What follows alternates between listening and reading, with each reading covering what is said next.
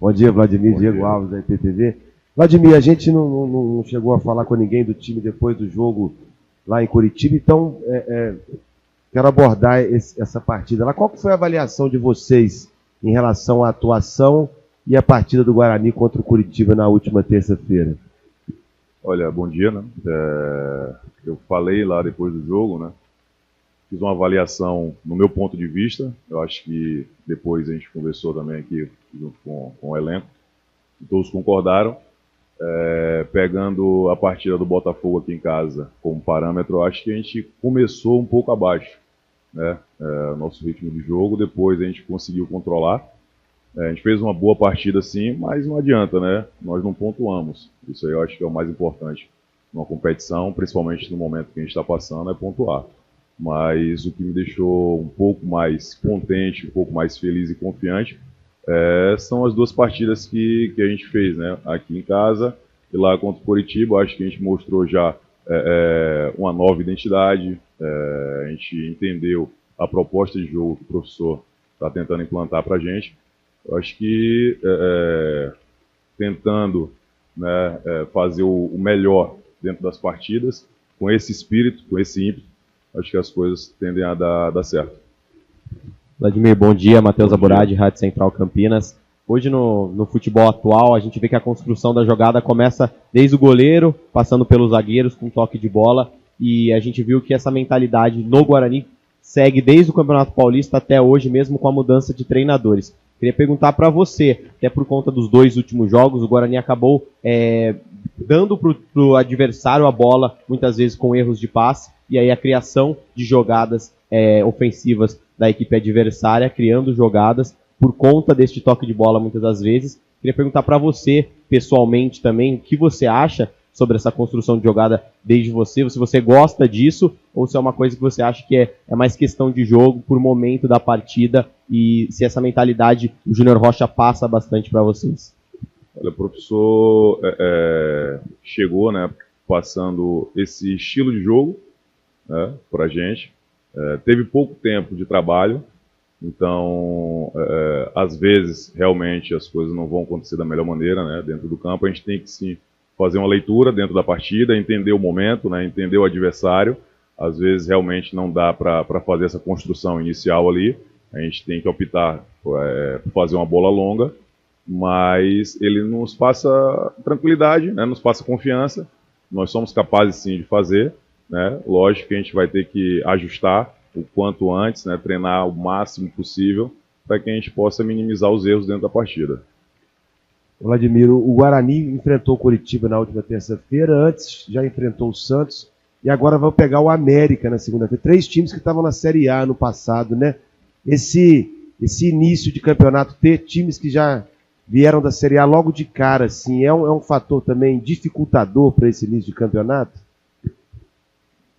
Sem sombra de dúvidas, né? Mas eu acho que competição é uma competição muito pesada. Por ver agora a última rodada, o Ituano estava na lanterna, ganhou do Sport, o líder do campeonato, né?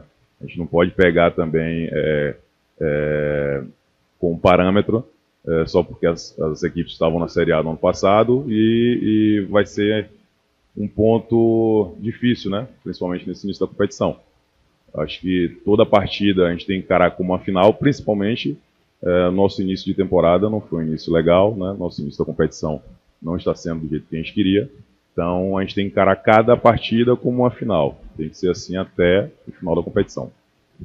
Vladimir, você que é um dos jogadores mais experientes desse elenco, um dos líderes aqui no Guarani, e já passou pelos dois lados da moeda, né? Já esteve em equipes na Série B que subiram para a Série A, com o Avaí em 2021, mas também esteve em elencos que acabaram sendo rebaixados da A para a B. E eu queria saber, na sua visão, o que o Guarani precisa fazer para melhorar e o que não pode fazer, tanto no campo quanto internamente, para acabar não tendo esse tipo de problema, porque a gente já vê que vem de questões do Campeonato Paulista, que teve que lutar contra o rebaixamento, e agora com esse péssimo início de Campeonato Brasileiro da Série B.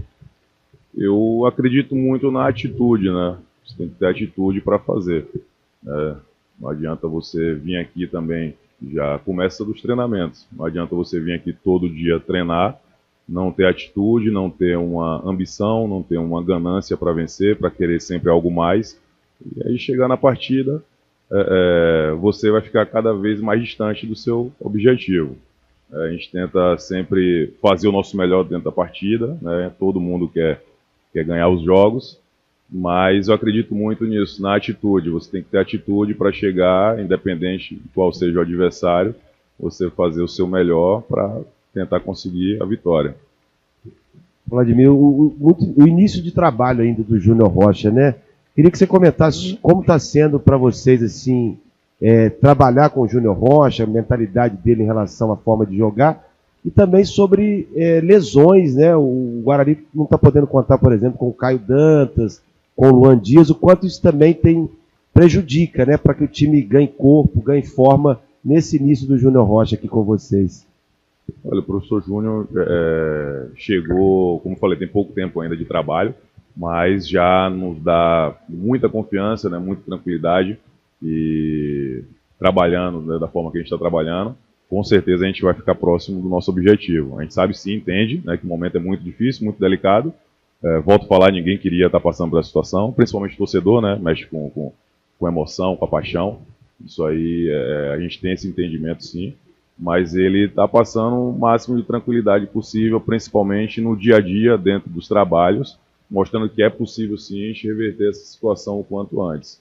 Em relação às lesões, isso é normal no futebol brasileiro.